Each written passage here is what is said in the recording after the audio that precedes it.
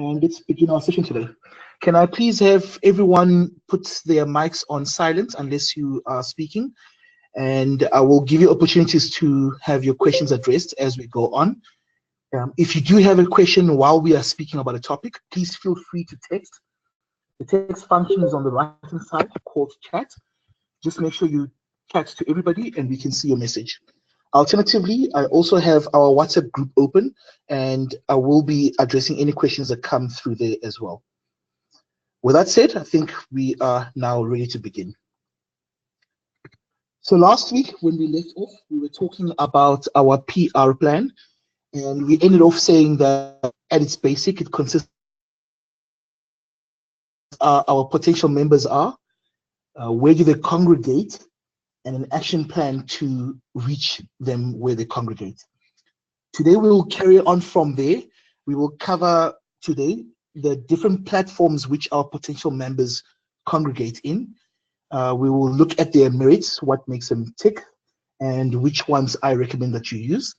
We will then go into design tools, which tools I recommend for design, and why I think the ones I recommend are best. And then we will cover some basic design principles, including sizing for the different platforms that you might be operating in. So that's going to be the agenda for today: the different platforms, the design tools, and design basics to get us going in our design work. Cool. So let's start off with the first one. By this time, you should have had an opportunity to really look at your audience and where they congregate. So by now, you've got a fair understanding that my audience is either millennials, or it's baby boomers, it's corporate professionals, or people beginning their careers. You've got a basic understanding of who your target audience is. So what we need to look at now, once we know who our target audience is where do they congregate? So where do the different audiences congregate, so that we're able to reach them as best as we can. Last time we spoke about the 13 platforms that are most widely used, and we started describing a little bit of them, but we didn't go into detail. So today I'd like to take the chance to go into more detail as to what the different platforms offer and where you should base your actions or focus your energy to reach the different demographics that you have. All right. So by way of test, did everyone do the assignment of setting a PR plan and understanding their audience? Give me a thumbs up or a yes in the comments if you have.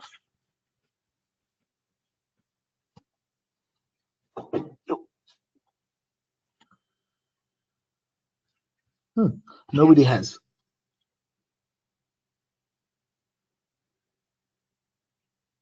Do I still have everyone on the line, or have I lost everyone working on it? We're still on. All right. So Lucia is working on it. Everybody else is hiding. I have received some PR plans though from some of the VP PRs, but I suppose they are not in the discussion today. Okay. So Yogita makes a very good comment. She says she's chartering first and plans to do it thereafter. Nothing stops you, Yogita, from working on a PR plan while you are going towards a charter. It makes it much easier as you charter if you know where to get more members from. So you can work on it. I see Stephen has just started with his, and Lynette is working on hers. All right, no problems. So I'll do the mini exercise we did last week. If you can take 2 minutes, or well, 1 minute, let's make it 1 minute, and just think of the current members that you have in your club. Try and think of what's common between them, and we will use that for the exercise today as your target audience. So whenever I talk about your target audience, just keep in mind of your average member and what holds them together, what's common amongst them. So it could be that they go to the same university, and in that university, you get young professionals aiming to increase their career, and they come there to take short skills courses. That's what they have in common, right? It could be that it's at a old age home, and the people that are there sort of need a hobby to keep going, and that's the common thing that they have in common. So think of that, and then we will carry on from there and use the example you have in your head as the target audience that you have. I like Ndovu's answer. He says, I'm not a VPPR, I'm just gate crashing. Well, welcome, Ndovu. We appreciate you being here. All right, so with that target audience in mind, let's now start choosing a platform for them. And we will do this by me describing the different platforms and what they're good for, and opening up to questions about those platforms and how they could be used. So I'll start off by saying that platforms are not the same. Some platforms are great for holding content, others for distributing content, and others can do both. The reason why I separate this in my mind is that a platform like a website is great for holding content, but it's poor at getting new readers for that content. Meaning, if you publish an update on your website, very few people will see that update, because a website is a great holder of content, but not necessarily a great distributor of content. Right. So as an exercise, I've listed some of the platforms that are most used. I've listed Twitter, WhatsApp, Meetup, Facebook, Instagram, newsletters, flyers, websites, community boards, and YouTube. Can you figure out which ones of these are content holders and which ones are distribution channels? So let's take Twitter, for instance. Is Twitter a content holder or a distribution channel? You can type in your comments. Can't type.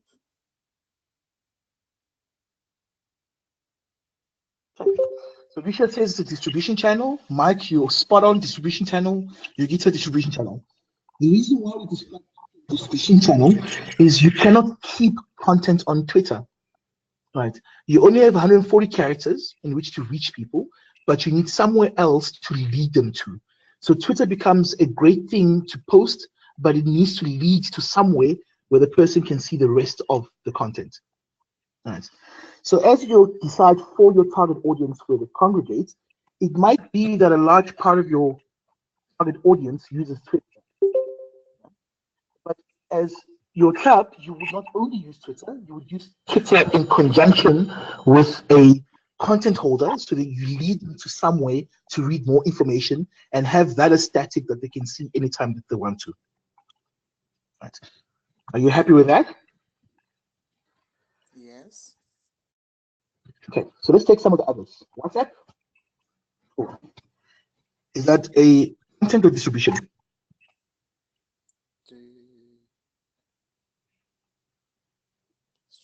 Distribution. Okay.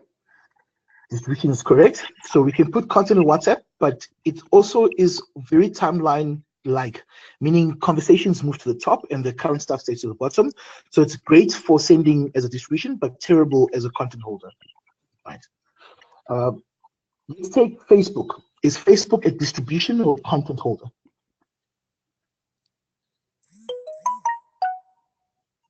Content holder. All right. So I see Mike's comment says it's both. Yogita, spot on, also both. Lucia, distribution and content, and Stephen, both. That's correct. So Facebook can hold content, especially if you use pages. Right? If you use pages or a group, it can hold. Actually, pages are better. Group much less, because it also depends on what you pin and what gets taken down in the conversation. Right? But Facebook can be used as both a distribution and a content holder. I hang on this because it's important. I've seen clubs that, for instance, use Instagram a lot, but that Instagram does not lead to something that is a content holder. So the Instagram post you make goes on the timeline and it vanishes after a very short space of time. Or if it stays, there's no way to click to see the information that you want the person to see. Right. So be careful when choosing distribution. Understand that you need a content holder in the back end to hold the content. And that's the basis of this lesson here today. Right. It's also important to note how much you can control, or what control you have.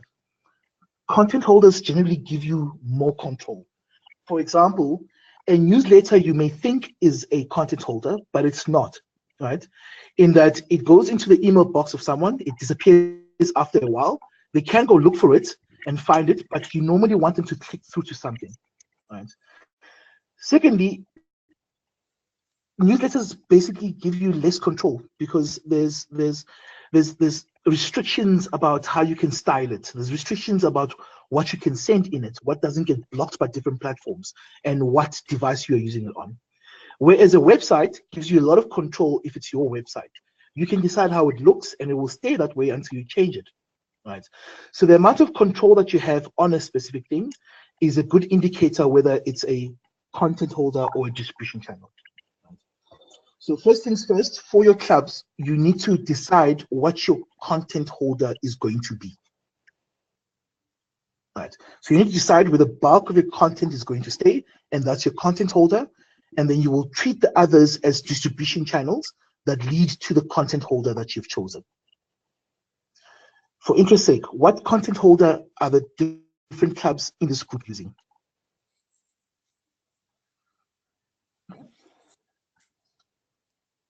Good question, Yogita. So the question is, why is LinkedIn not on the list? LinkedIn can actually be on the list. I neglected to put it in, but it's a great content holder as well, especially if you're using the page that allows you to write content that you can then send to everybody. So that's a good one. I will add LinkedIn in the future. So Lynette, in your club, you have a website that you control. That's awesome. Mike, you have a Facebook page and are working on the website for now. That's good. What other content holders are the different clubs using, or are you using and distributing material to?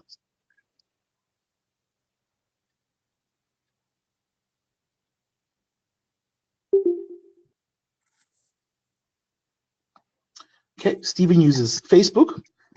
A quick question to those using Facebook: you have a Facebook page or group for your content? Are you using a page or group for your content?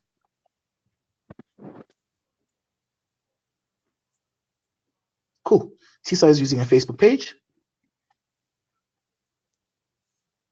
Both page and group. Thank you, Mike. Stephen is using a Facebook page. Awesome. Okay. So by the looks of it, Facebook seems to be the #1 runner, unless someone else wants to post what they're using in their club, and you are using that as the majority of your content holder. I do recommend that you have a page, even if you have a group, right? Because a page and a group serve very different purposes, right? I see Yogita will be the same, and LinkedIn will be the same as page and group. Yes, that's true, Yogita. Is that what you are aiming to use in the future, the LinkedIn platform? Because if you are, that would be perfect, especially if your target audience are all professionals. Great stuff. Great answer. Okay. So now we've established that we need a content holder. Most clubs already have a content holder in the form of Facebook. Some have a website, and some will be using the LinkedIn functions as your content holder. Right. So that's the first step. We've established that we need a content holder for any content we put out, and then the rest we can use as a distribution channel. Cool. Right. So depending on the different clubs, you can have your choice of content holders and distribution channels, and you will simply put content on your content holder and then distribute it via different distribution channels. Now, whenever we do this, it poses an instant headache to all of us, because you spend a great deal of time making the perfect website or website page that you put on your website, or you put in a perfect Facebook sort of post. And then the minute you distribute it via the different elements, you start having problems in how it appears, because the different distribution channels will format it differently from each other, right? 2, a lot of these social platforms don't have a standard in terms of sizing. They don't have a standard in terms of even the ratio.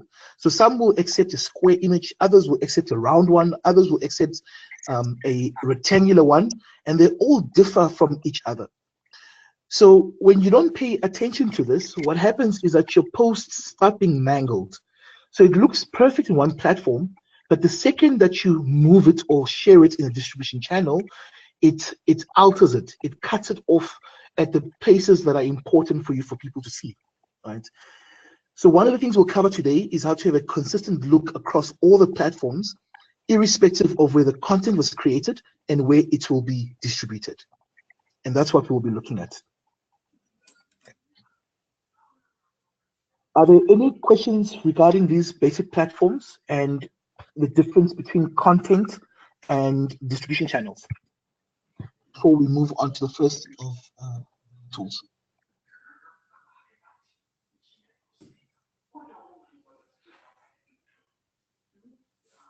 All right.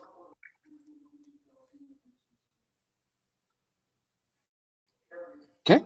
I assume there's no questions, so I'm going to move on.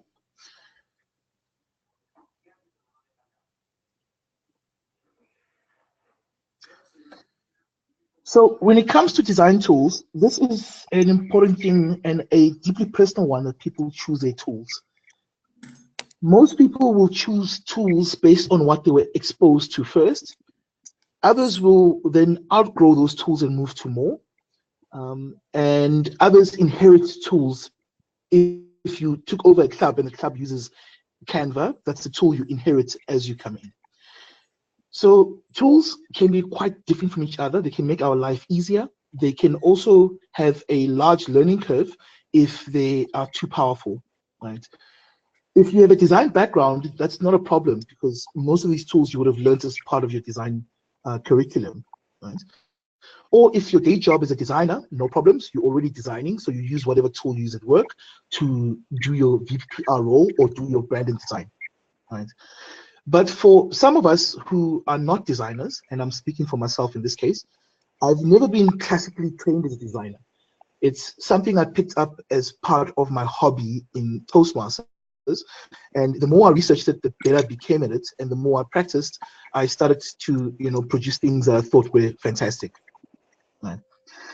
So because of where I started off with rudimentary tools like PowerPoint, and then gradually grew to CorelDRAW. And CorelDRAW is the one that I use the most now if I'm doing something that requires intense design. And then I use PowerPoint for simple basic design of things I just need to lay out correctly and send out, right? So the tools we're going to cover today is going to be the PowerPoint as a tool. We will also cover Canva as a tool. And then the more mainstream graphic design tools like Photoshop and CorelDRAW, those take too long to teach in a session like this. And anyway, there are tons of tutorials already that teach those tools. So I would advise you, if you want to use things like Photoshop or CorelDRAW, to look through YouTube and you will find tons and tons of tutorials about how to use them. So let's start with the first one. Whatever tool that you use, I find it best to start off by setting a guide for myself. So what is a guide? You look on your screen, you will see that there are dotted lines running across this page. Those are guides. So a guide allows you to set something once and work within a template over and over again, right? For example, the guide that you see here is specifically for publishing on Facebook. It tells me which area Facebook will render how and already sets the size for me, right? So it's very important that whatever tool you use, you also keep in mind where you are going to distribute the content that you're designing. Because depending where you're going to distribute it, you need to have a guide that allows you to design in such a way that you can export for that platform. In this example, if I simply used the normal size of a PowerPoint slide, Facebook will then cut off any design I make at this line here that I have here in the bottom here. The reason it does that is it's very specific in its sizing as to what it wants. Right. So I need to be careful when designing whatever platform to make sure I have the distribution channel I want out in the end in mind when I'm designing for that channel. Okay. So what can this platform of PowerPoint do?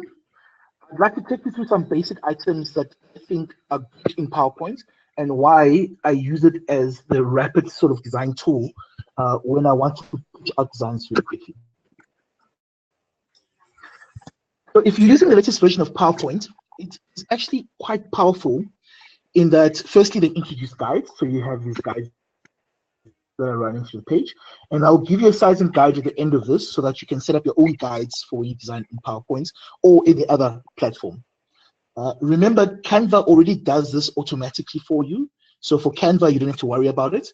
But if you're using CorelDRAW, Photoshop, PowerPoint, and any other graphic design software that's not designed for social media, it's quite important to have these guides. So the reason why I am liking PowerPoint, especially the latest versions of PowerPoint, is that they've really built in quite a few useful tools in there. For example, PowerPoint now comes with stronger. Come on. Yeah, where is it? I lost my little side panel there. Come on.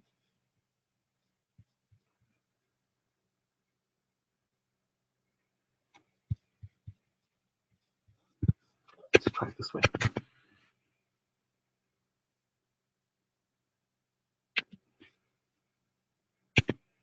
There it is. All right. So PowerPoint now comes with quite strong features. For instance, it now supports things like transparent backgrounds and semi-transparent backgrounds. So I have a lot more control as to the objects I place on the stage. It is also a bit layered, not as strong as graphic design tools.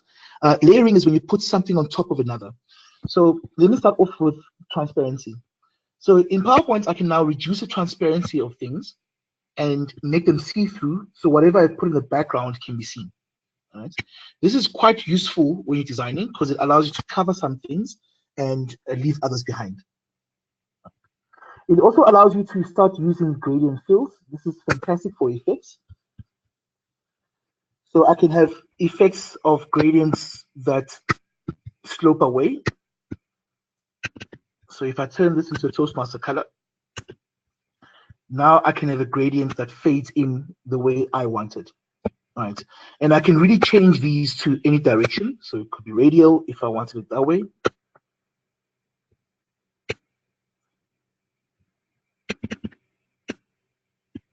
Or I can make it linear. So it's got a lot more tools now than before to help you design when it comes to objects.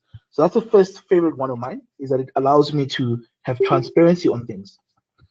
The second thing that they've done well or added in the recent past is the ability to take away a background from something.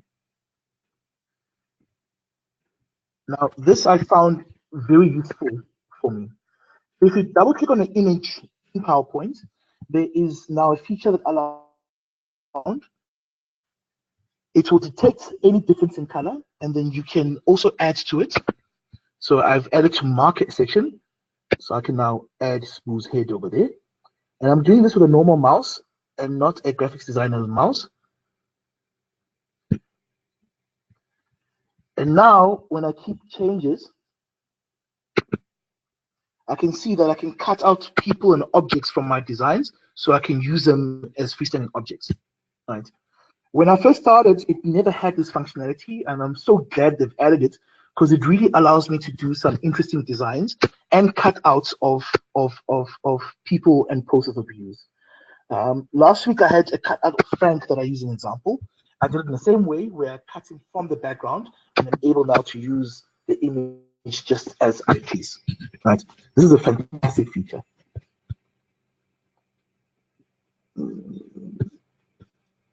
Cool. Okay.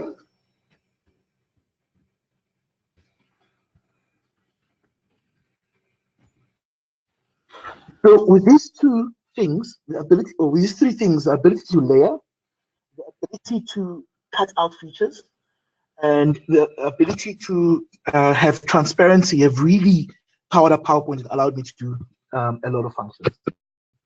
It's also got a built-in, or they've built in now the ability to shape things to a shape. So I can start off with a shape, actually the other way around.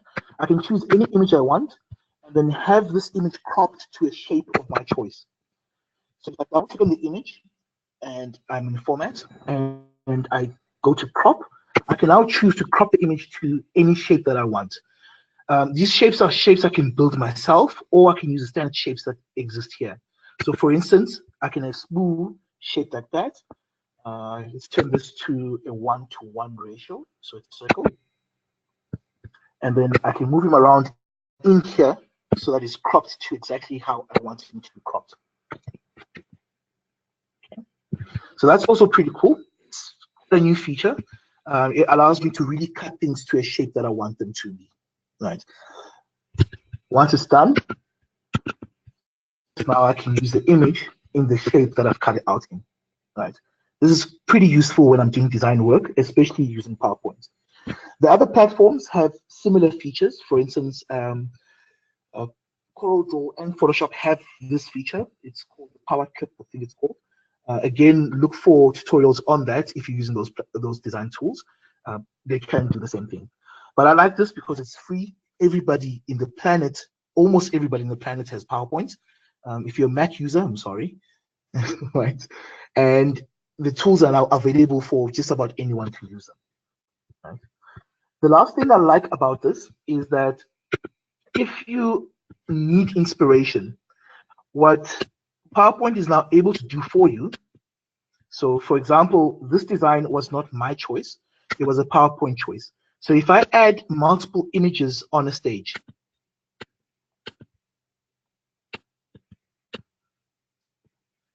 and then I go to design ideas, it looks through its maps designed by graphics designers and gives me suggestions of how I could lay those out in a way that looks cool. Right? So for instance, if I chose that as a method, I instantly have a design that is pretty good that I can now use and start modifying from here. So simply by changing the crop now, I can position things much better than the way I want them.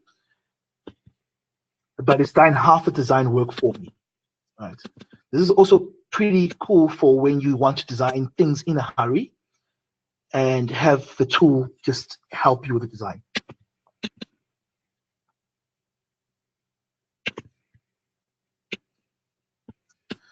I would actually cut out that logo if I had time. Right. But you get the point. I'm able to now design for a separate platform and have things as I want them. Okay, in this case, that logo is not perfect, but you get the point. Okay. So that's another very good addition to this PowerPoint tool is this instant design that I can simply put elements that I want on there and have it position them for me and then start my design from there as a suggestion, right? And then tinker it until I'm happy with it.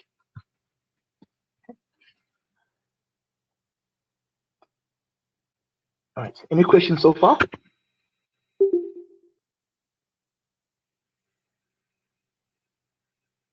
Okay. No questions, so I'll carry on. So that's one of our tools that I wanted to focus on today, in that you do have a design tool at your disposal. Its name is PowerPoint, and then you can already use it as a design tool, right? I can share more little tips and tricks about it and cool things that it has, but basically you are able to do basic design with the very tools you already have. In fact, all these designs that you see here are designed via PowerPoint, including the ones that I've did previously, that's designed via PowerPoint. That's also designed via PowerPoint. They're not brand compliant, but I just wanted to show you that using PowerPoint, you now have a tool that you can do basic designing. Okay. Hi, Tando. Yes, Andrew? I've been actually, over the past week, I've been receiving messages and so forth of just how to start getting the background right in terms of colors, are you able to just quickly show us from a basic, when I just open my PowerPoint, how do I get the colors right, or how do I set up colors so that at least I don't have to set it up and. Okay, I'll show you that. So there's two ways to set a background in PowerPoint specifically. The first one is to, on the background itself, if you right-click on the background, it allows you to format the background. Right? That's the first way to set a background. Once you've done that, you can just go to color fill, choose a solid fill, and then choose a Toastmasters approved color for it. In my case, it remembers the Toastmasters approved colors because I always use them. If it's your first time, then you can go to more colors and then use the color guide or the brand book that we spoke about last week to set the RGB of those colors, and that will give you a perfect Toastmaster color. Right. So if I were to open my brand book now,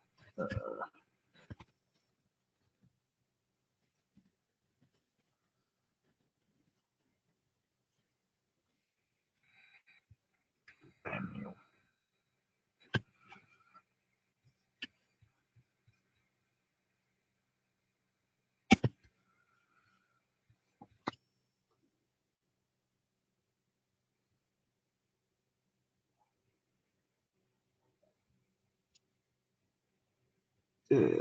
Almost there.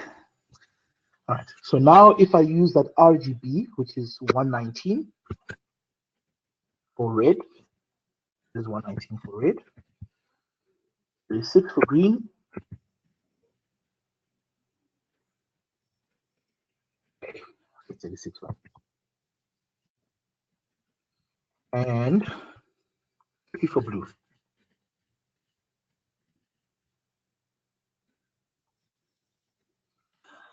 That will give me the exact Toastmaster color that I need. And then when I click OK, now I've got my Toastmaster red going on there. Right. So that's one way to set a background, is to edit the background of an image, format background, and set the color away.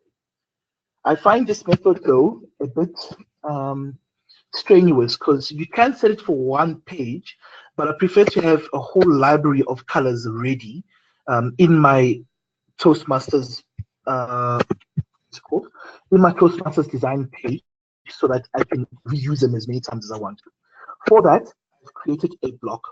So how you create a block is to insert a shape, and the shape you insert is a rectangle, and you just draw a rectangle around the items. And then now you set the color of that rectangle to what you want. Right. The other way to do it, let me finish this part first.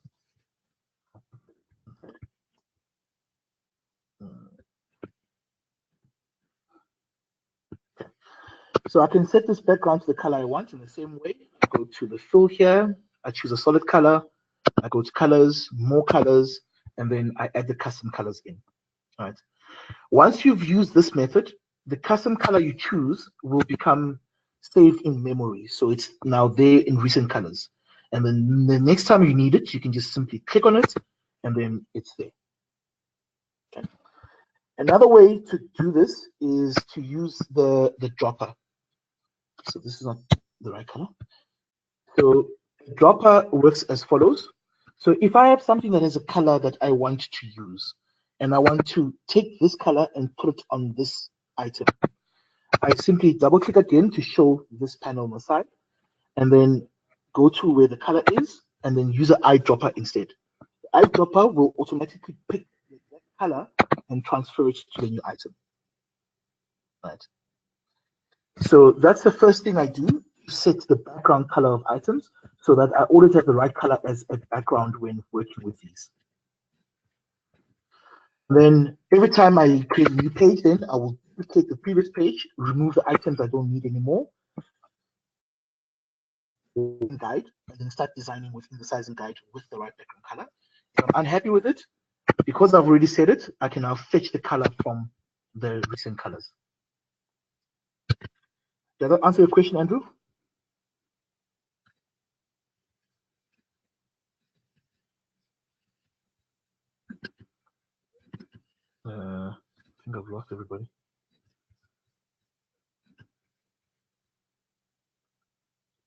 Are you also there?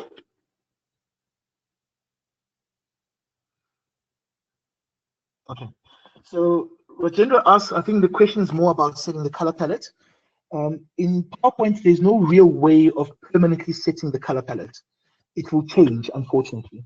So the best way to set a whole palette is to perhaps have squares like this, make them smaller, and then duplicate them to as many colors as you want. That's the different colors I have, or I will have. Now that I have my brand squares on the side, I will color each one of them with a different Toastmaster color, and that. So now every time I need a color, I will have it at the top of that square.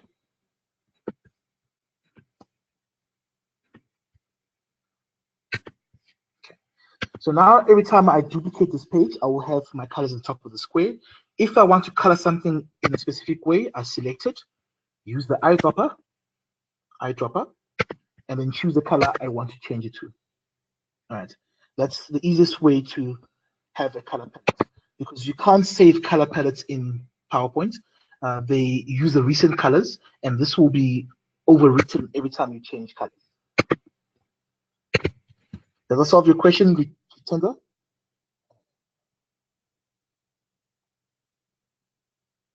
Oh, sorry, Rajen. Does that solve your question? Yes, thank you. Awesome. Great.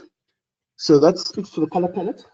Are there any other questions before we start talking about sizing guides or Canva, sorry?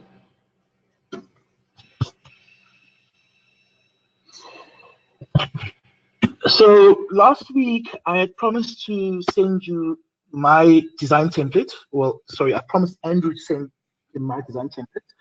So this is a template I use, and right now it's full of artwork and has been used by me. So I was a bit hesitant to send it in its current form without explaining it.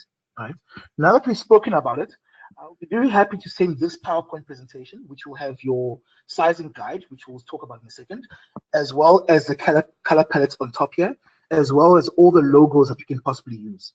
This then makes a good template that you can use. It is blank, but you at least have a starting point when you design. And then as I design more things, I can start sending you those designs so you can use them as inspiration and change them and use them as you feel fit. I was a bit hesitant to do that last week because we had not spoken about any of these elements, and they wouldn't have made sense to you why these items are here. Okay, so now I'm a bit more confident I can send that through. All right, the next tool we're going to use is Canva. So Canva is my second preferred choice for beginner designers. The reason why I like Canva so much is it does two things fantastically for me. The first thing it does is it allows me as a Canva owner to set up color palettes and brand and fonts and logos and elements for a team. So I've already set up one, as you can see, and it's already got the Toastmasters colors, the approved fonts listed on here. I just need to add the logos, and then it makes it easy for you to work within it because it's already got the Toastmasters colors. The only challenge with Canva is that for you to have your individual user ID, there is a fee for it. If you set up your own one, there's no fee, but I cannot share the template with you, the brand template with you. You have to set up your own one as soon as you start an account. Right? That's the only disadvantage, in that in order for me to share with you, then I have to add you as a team. The minute I add you as a team, then I have to pay costs.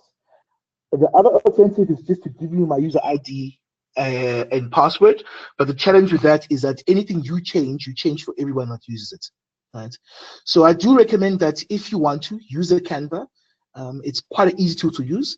The advantage is that you can set up your own palettes, fonts, and logos and elements to work with it.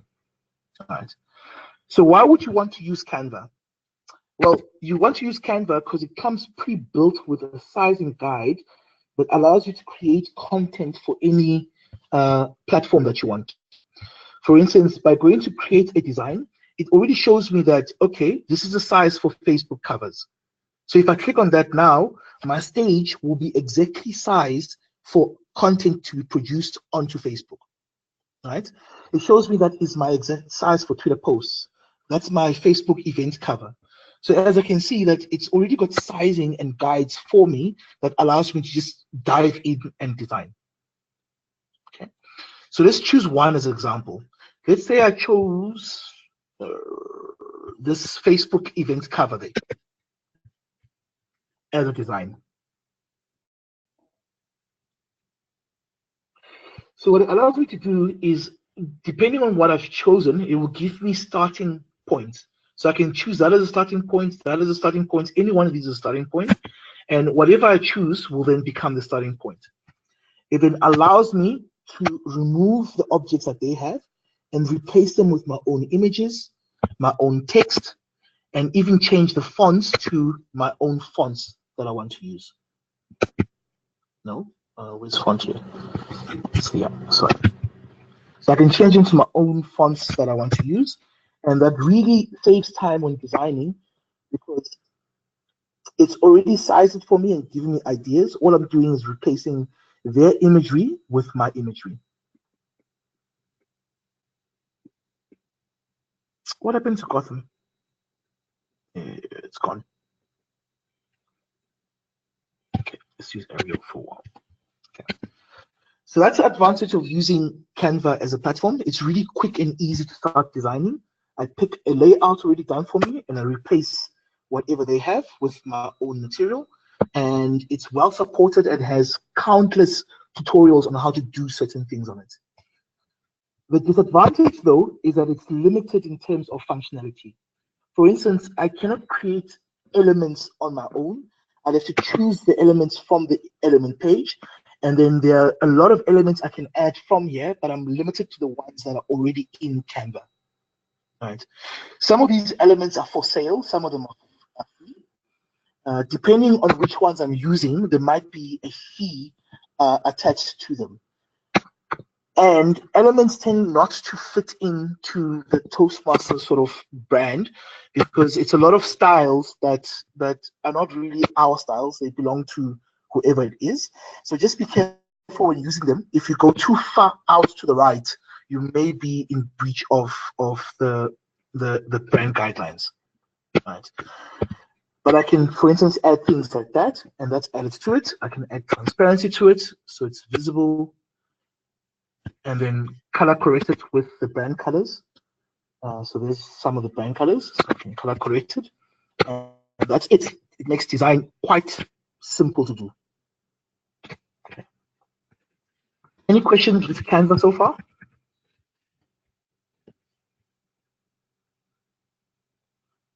Mike says there's no Gotham. Mike, I did bump into that.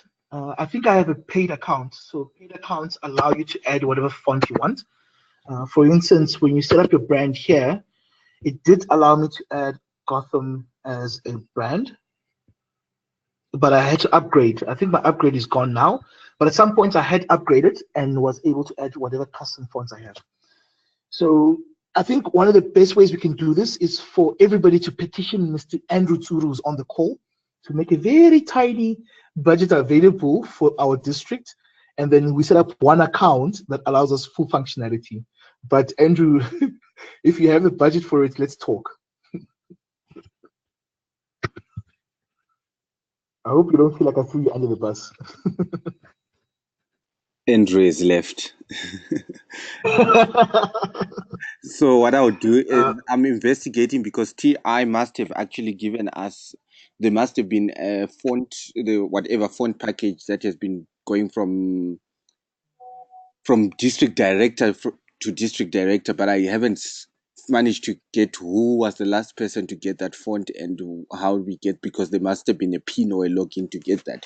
So I'm following up on that, and then I'll get back to you guys as soon as I can.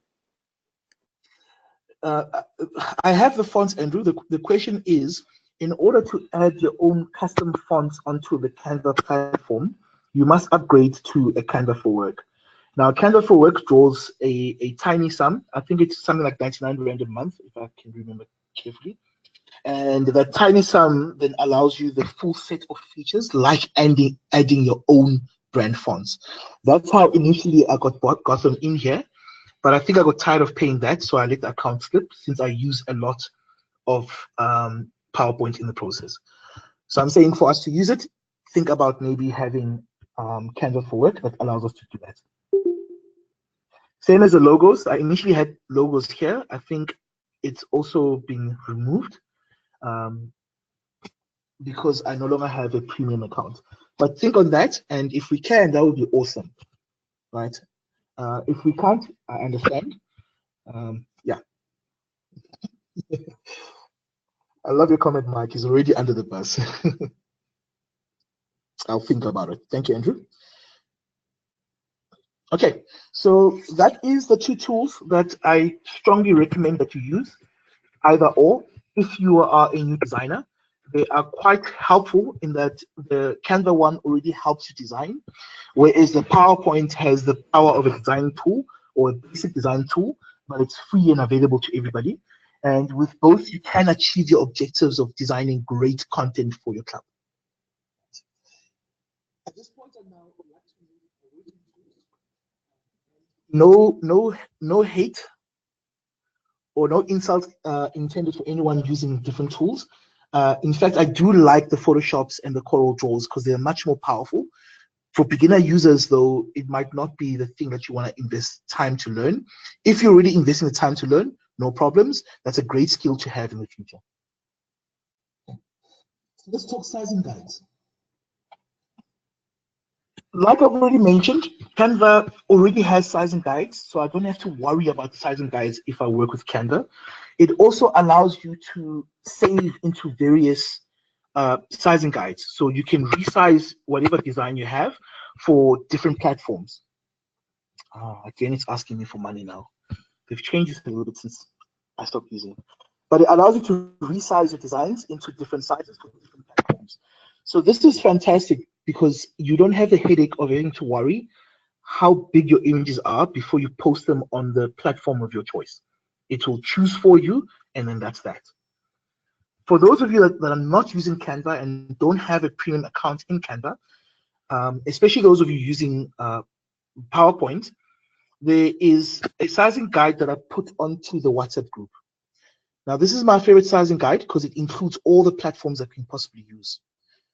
So what you will see from this sizing guide is that it will tell you, for example, that when designing for Facebook, these are the dimensions of a profile picture, 180 by 180.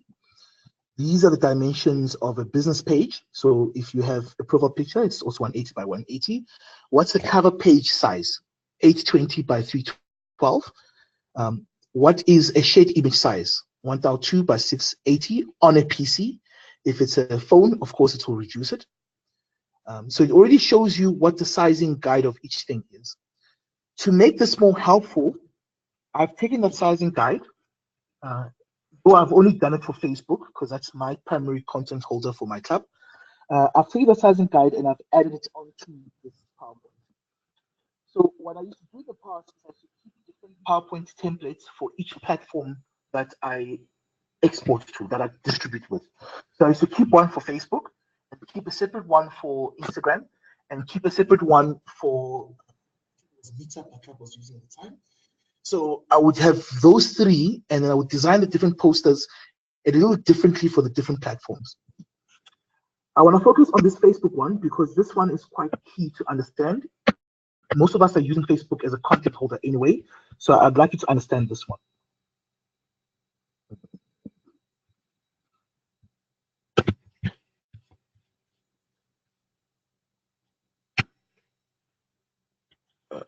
Okay, cool.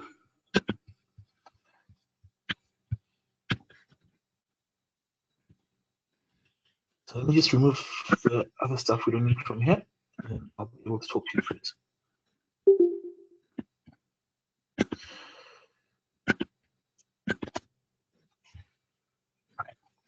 So the reason why I set up this styling guide is I kept having the problem of my content being cut off every time I designed something. And it would irritate me to no end. I used to basically swear at my machine. because I would change it, upload it, and it resizes it again. I would change it, upload it, and resize it again. And I could never understand why it did that. I think a little bit of a perfectionist in design in me was like, okay, I need to figure out this. So I eventually came up with a sizing guide. So the first part of the sizing guide is as follows. In the middle here, this square, the orange one, that is the size of a thumbnail wherever your information appears in a view where it's not clicked. So if someone is scrolling down and they're looking at an image in Facebook, that's the size of the thumbnail that they see. Let me give you an example by going to Facebook.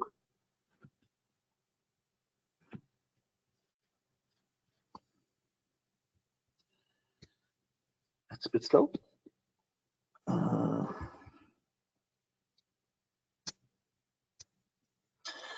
So if you look at a thumbnail that you see here, that's a thumbnail, right? The things we post don't always appear in full size. Most times they will appear in the thumbnail. So that's the perfect size for a thumbnail of content that you post. I think a page might be a better choice of demonstration here. Go to the Toastmasters page.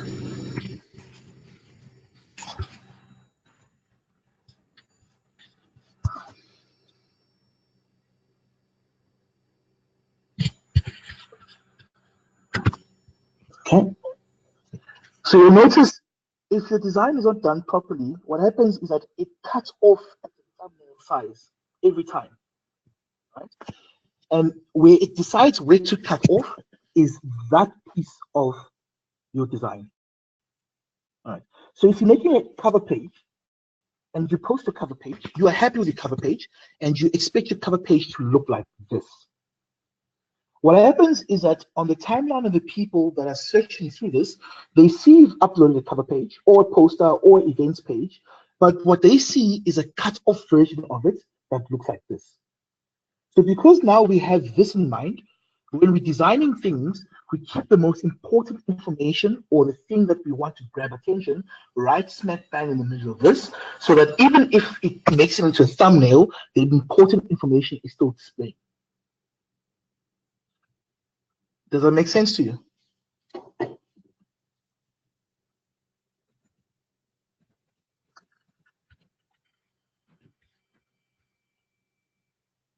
Okay, cool.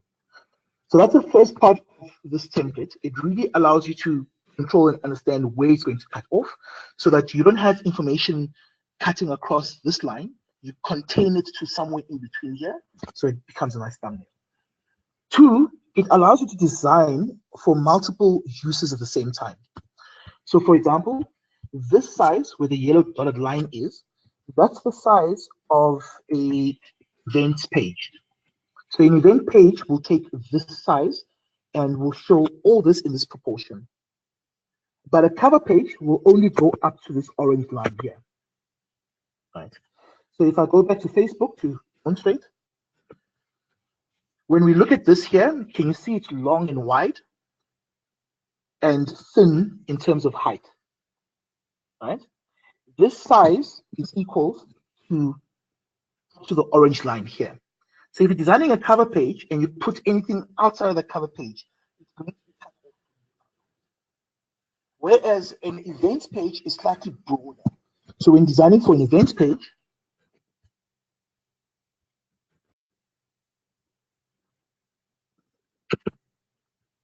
this is nice design, eh?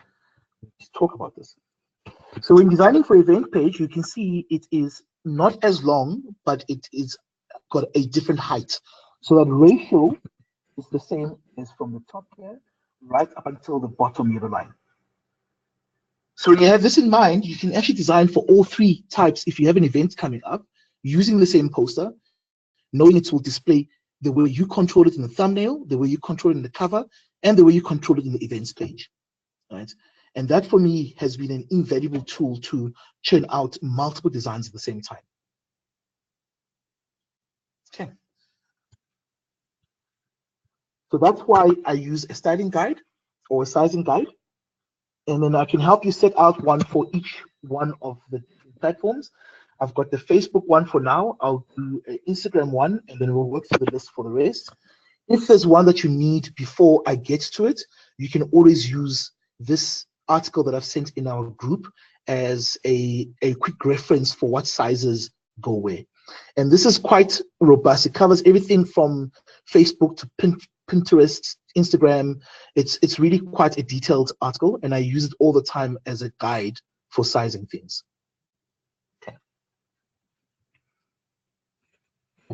The sizing portion of this discussion. Are there any questions regarding sizing before I move on to design elements?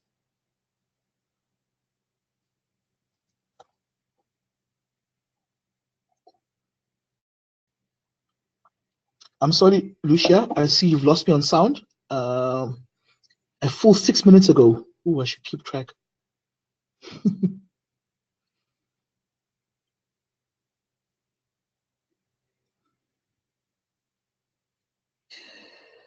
For dimensions, is it width by height or height by width? I'm not sure I understand your question. Are you asking in this article here, are they talking height by width or width by height first? I'm assuming that's what you're asking. It is width by height.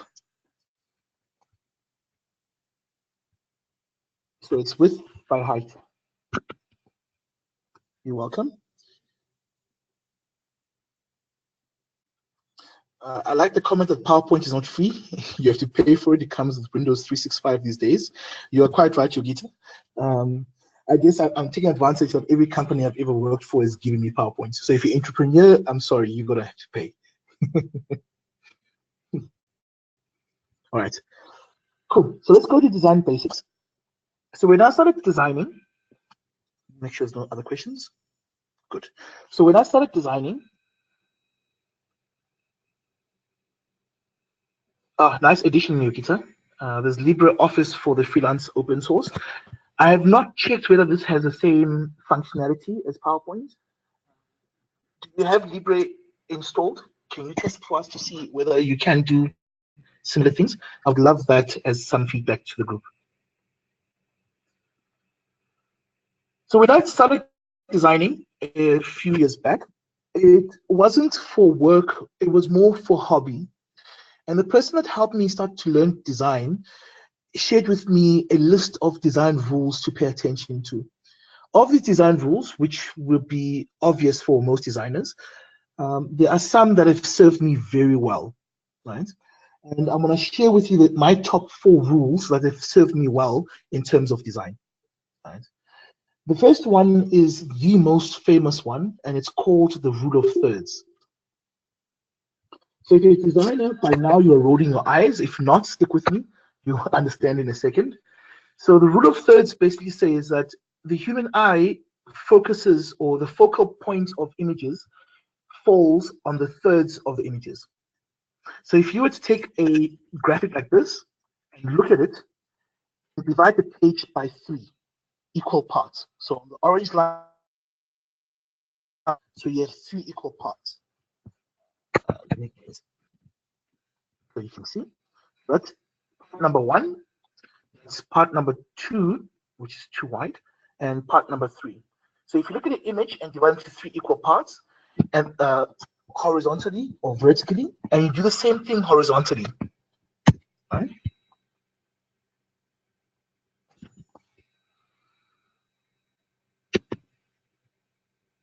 So, missed it.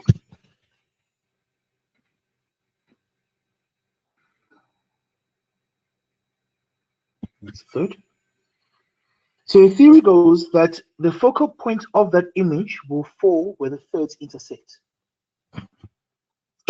So that will be at this point here, that point there, this point, and point here. Which means when you have photography or you want to have a balanced design, put the importance or the focal point of that design at one of these points, and you will see that it looks better, it feels better.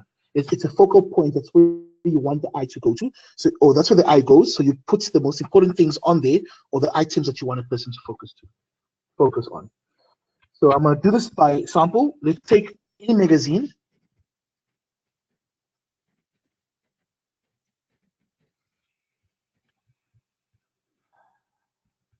Except Time magazine, of course.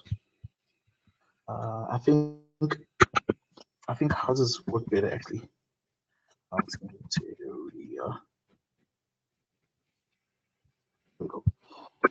So if you look at this image, for example, and I'm going to take this and put it on my PowerPoint, you will notice that its focal point will be more or less on that rule of thirds. When you look at this image, this couch here is a focal point. Right. So if you look at that, you see that the couch there is sort of the focal point for you. Your eye automatically strays towards that couch at this point somewhere here, because that's at the focal point. The reason why it does that is that couch falls squarely on that rule of thirds, the line there, so there's the focal point of that image. So when you know this, you can place your items that you want that are important on those focal points. They feel much more balanced when you do that. Even if it's a room, right? Moving something into that focal point does something to it that you just can't believe. It just makes it feel more balanced. I've used this from anything from taking pictures. You'll notice in your camera, when you take pictures, sometimes there's a guide in the camera that shows you those focal points. That's because, the eye will go there. So if you place your subjects into those focal points, it just gives you a better picture, right? So that's the first thing I learned, and that has served me well for a good number of years. And I strongly recommend that you start paying attention to the focal points. Oh, sound is dropping. Is the sound back now?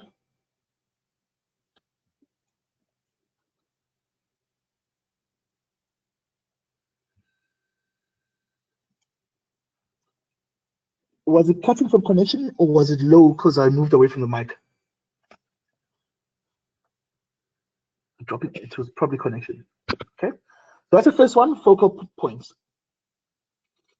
The second thing I learned was to lead the eye where I wanted to go. And to do this, we can have a lot of, it's called leading lines, right? This is a good example of the leading lines. It's a straightforward, very simple design from Botswana. I've since tinkered with it. But what happens is that that line there leads you to the information that they want you to see. These lines need not be horizontal or vertical. They can be any shape that you want them to. Let's take another example here. I don't have one in this one.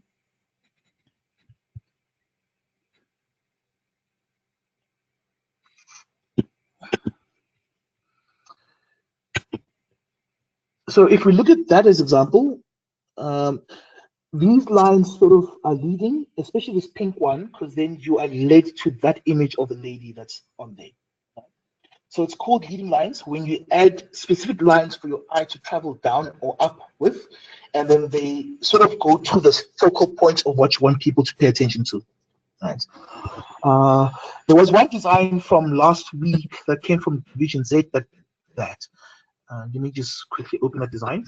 So that design had a traveler. I'll show it to you in a second. This number 2. Yes. So this design, when done correctly, or that's what attempt was here, those lines are sort of leading lines, and then they kind of focus your attention on Frank's face, whether you like it or not, because that's where the leading line is. Right? So you can have elements as leading lines, and in fact, Toastmasters has a very common leading line that we use, and that's the rainbow effect that you see on the Toastmasters website. Right? So this rainbow effect is a design element. You can add it to any element you're designing.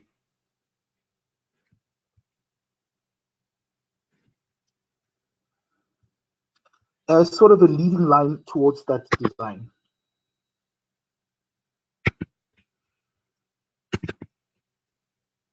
Okay, so those rays that we have in Toastmasters are example of a leading line.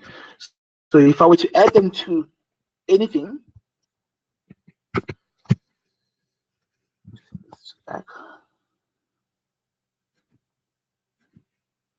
so this becomes a good example of the eye leading to a certain focal point.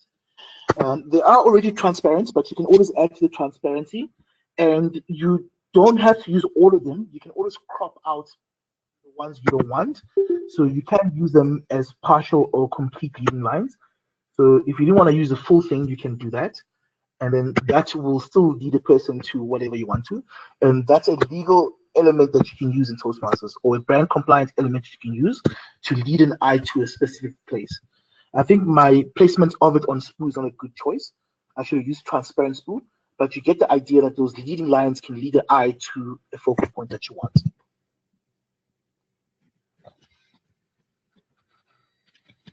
Are there any questions about these two design principles for now?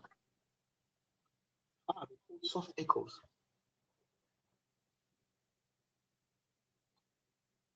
No, they're not called soft echoes. You're saying I'm soft echoing. That's the second thing that I learned, is to add leading lines to my designs. They really make it much more simpler, or they put the focus where I need it to be. The third thing I learned as part of my design, and I know that I'm really boring the guys that are already great in design, but stick with me, please. The third part is to use a hierarchy in information. Now, this seems like an obvious one until you start designing and you forget it. So using scale or hierarchy, let me give you an example of what I'm talking about. If you look at this image here, can you get a sense of how big this mountain is? It's kind of difficult because there's nothing that helps you scale the image, that helps you see how big it is. All right. If I were to add one more thing to it, two people standing at the foot of the mountain. Now I've got a way to scale how big the mountain is because I know how big people are. People next to this mountain equals to a size in my mind, and now it feels like it's got scale. The same thing happens when I'm putting information on a page. All right. This information, depending on how big or small it is, tells me how important it is on the page and gives me a sense of volume. Right. So to use the same example of here, for example, I can tell that the most important information here is the heading, LeadCon, right? Now, this is great if this conference LeadCon name is recognizable, people know it. So I can use that. But if it's not a well-known conference, I might want to lead with other information that's more important, like club officer training, so I know, oh, it's a club officer training. Because if I don't know what a LeadCon is, I've just told the person this is the most important information. And if they don't know what it is, you kind of lose a little bit of the impact it could have, right? So this scale then helps you to set the reading order or where the eye focuses from and to, simply by changing the hierarchy and the scale of what you put on page. So your eye automatically goes LeadCon, Division Z, Frank, date, time, right? Because that's the elements that are led or that have a hierarchy of size, right?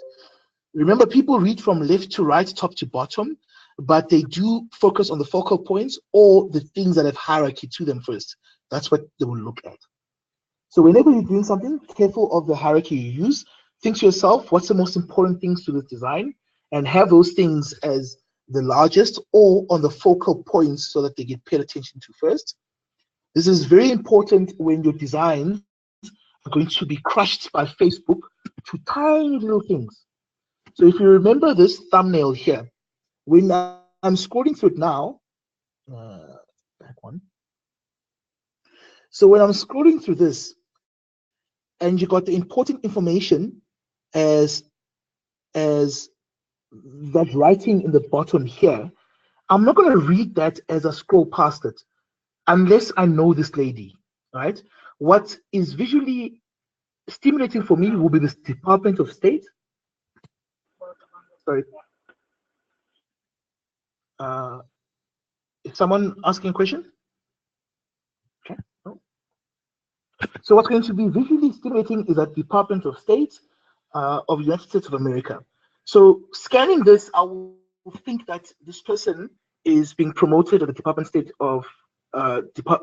of State in the US. That's the information visually I got from this image. All right. So you must think carefully about what you make visually bigger and smaller to get the information across. Had they made that congratulations to fill this top part here, hierarchically, I would have seen congratulations.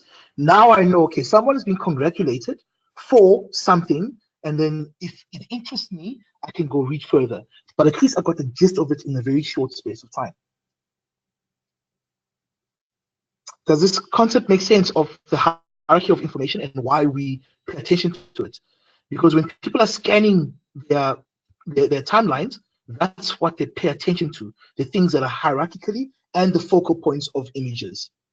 Right? So you got one chance to hit that mark. If not, the person scrolls past and your content is forever lost in a timeline. So let's take some questions that you might have of anything we've covered so far as part of the session. So Ndovu's comment is noted. Psychology elements are important. The mind works well when it compares something to another to gain perspective. Yes, Ndovu, exactly that. And part of design is understanding the psychology of how a person's eye works when they're looking at something. Is there any comments here from anyone who's already walked down the road in psychology that they want to add to part of your top rules of design that you must pay attention to?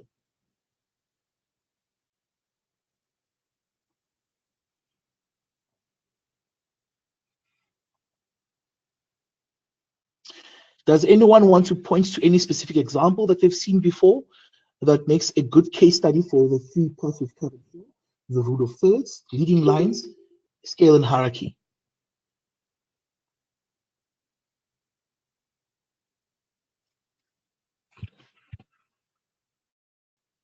Okay.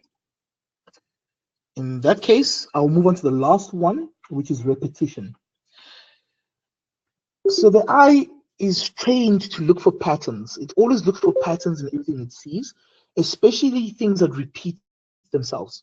So repeating things are sort of pleasing to the eye, and we normally perceive items repeated as pleasant and well designed. The example I want to use is this magazine cover here. So the reason why this appeals to me is the use and reuse of this diagonal line as a design feature. So you'll notice that they have a diagonal line, though invisible, it runs through here. And then they've taken this and repeated this concept over and over again on the page to give it a diagonal repeating pattern. And this sort of feels pleasant on the eye. They've cropped every image to the same shape that the text is in, right? It may be irritating to read in digital, but in print media, this would be gorgeous to look at. I can imagine myself flipping through this and enjoying, this kind of style, right? They've kept it plain with just one thing that breaks the pattern or reinforces with color, but the element is always repeated. Diagonal line, same diagonal line, same diagonal line, page after page, same diagonal line, same diagonal line, same diagonal line. And that gives it a very nice repeating pattern. Right. So when you're designing things, it's always good to repeat the pattern that you may have. So let me give you an example of this. And this comes straight out of the brand book. Say, for example, I use the triangle as a pattern. Did I not download one? I didn't download one. Bummer. Okay, I'll draw one. So let's say we use the Toastmasters triangle as a repeating pattern.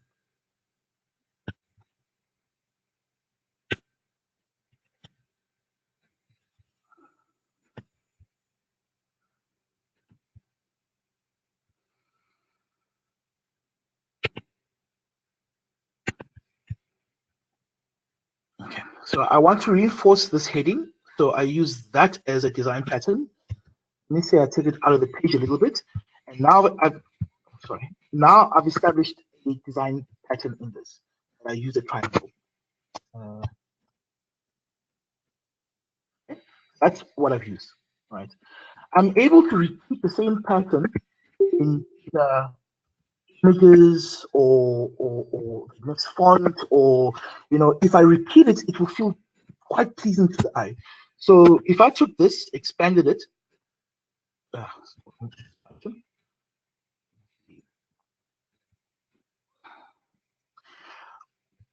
and then perhaps, now let's do the other way around. Let's say I have an image of club meeting, something of that sort.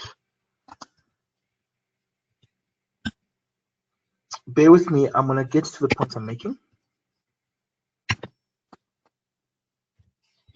So let's say I have an image like this.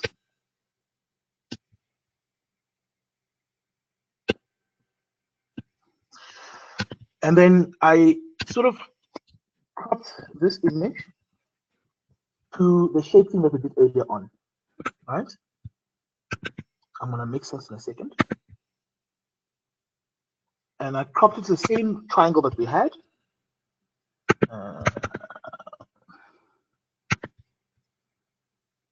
I'll turn this around. How to turn this around? How do you want to turn around?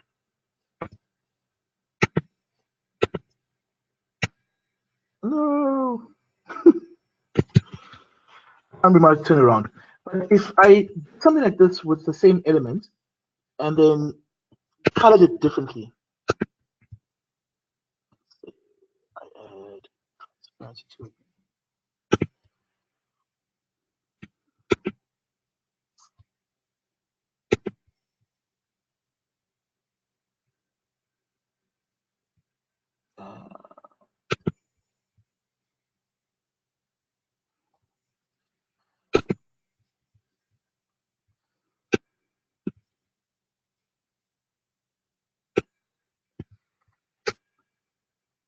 Can you see I'm already starting to add a repetition of style, especially if it's pointing the same way, that starts being appealing to the eye. Because now I've got the basic shape started and I'm repeating the shape in a different form. That addition of the same shape in a different form starts being appealing. If I grayscale this enough, I can actually add text over it, and it becomes a cool effect of having a sort of black and white portion over a colored one that I can use as a effect. Right. So when I start doing this with repeating elements on this, especially if I repeat them at least 3 times to finish the effect. Mouse. With some other one on this side that sort of talks about date and time, that repeated effect starts being pleasing to the eye, and I can use it as a design element. Right. Same with bars, lines, any information that repeats but gently in a shape like this tends to be more pleasing to the eye. Okay. And some questions?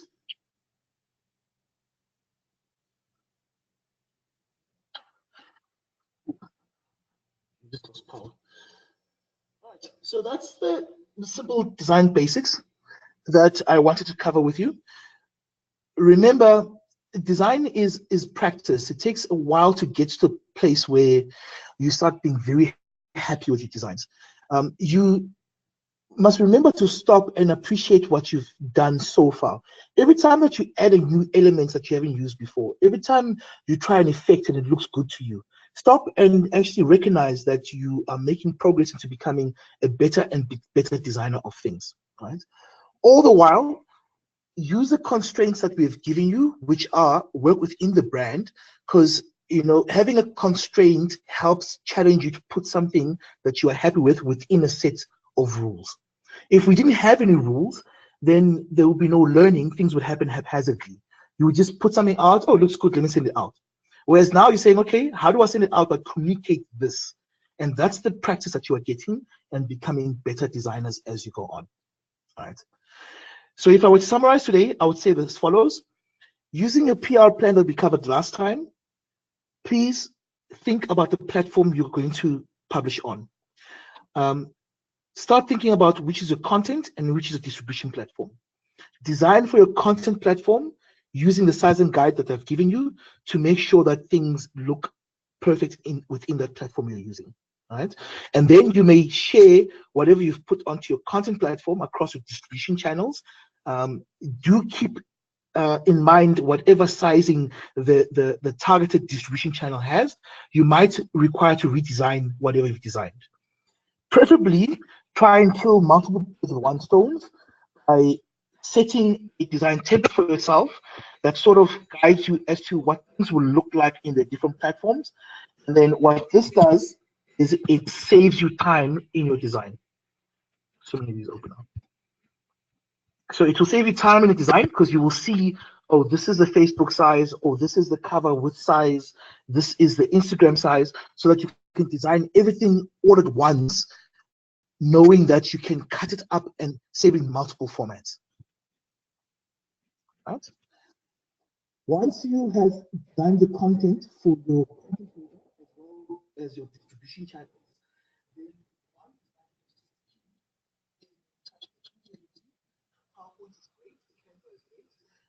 PowerPoint is almost free if you work for a company. If not, you're gonna have to buy it for yourself or seek alternatives. Canva is pretty good, though it is limited in terms of the control it gives you, but it already has the correct sizing for the different platforms.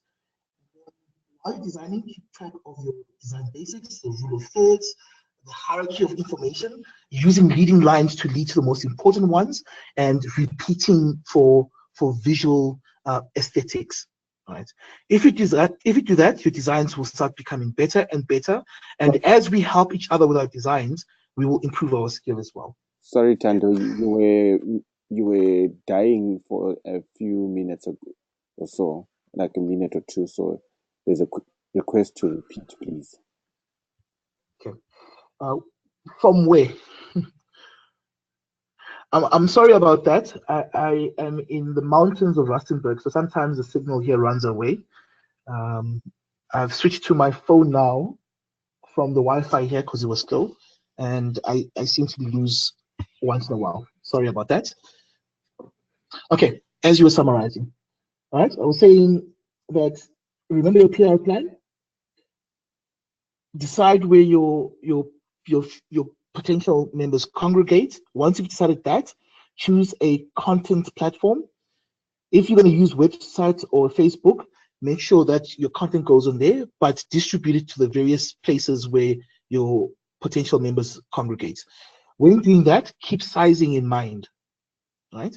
So design in such a way, especially using Facebook, that you can design once and publish to multiple formats or multiple outputs, so that you can design for the different outputs that you need. Right? Use the sizing guide I've given you as a sample. I will also send you this for Facebook, and then once I finish the Instagram one, I will send you the one for Instagram as well.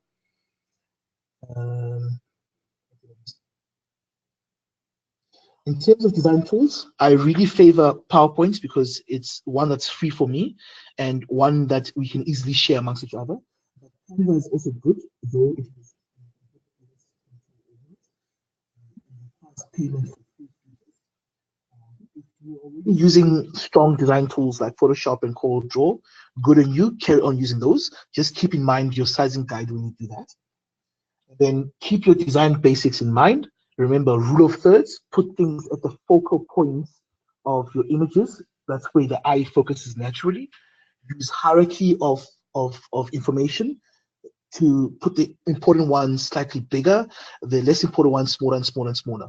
Right? That is a hierarchy of information. And just a side note on that, it's so effective that it doesn't even have to be top left. Right? When the hierarchy is set right, your eye automatically flows to that speech contest because it's the largest font on here, as well as the logo because it's the largest element on here. Right? That's how powerful that hierarchy of information is. Use leading lines. Leading lines will guide an eye to a certain information that you want people to see. So that is a good thing to use. And then try and repeat. Look at this repeating pattern that we got in the background here. 4 faces, it's actually 6 of them. I covered the other ones. 6 of them in a repeating pattern. And then it gives it quite a nice aesthetic because of this repeating pattern, right? Those faces actually look pleasant to look at. So use repeating patterns to make your designs beautiful. Okay.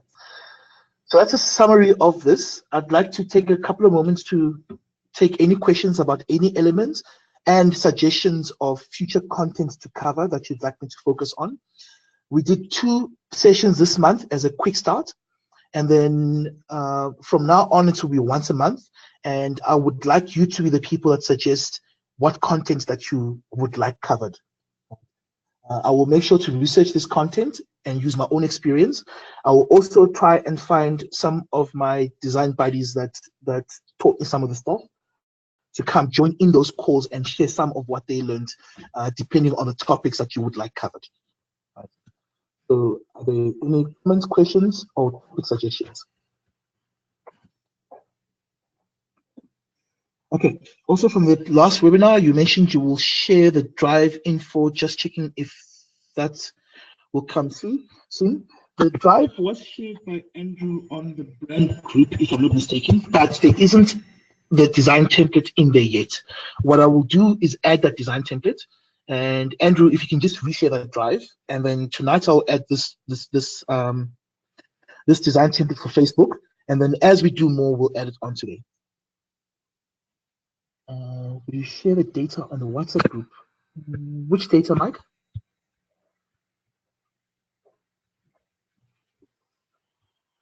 Okay. Cool.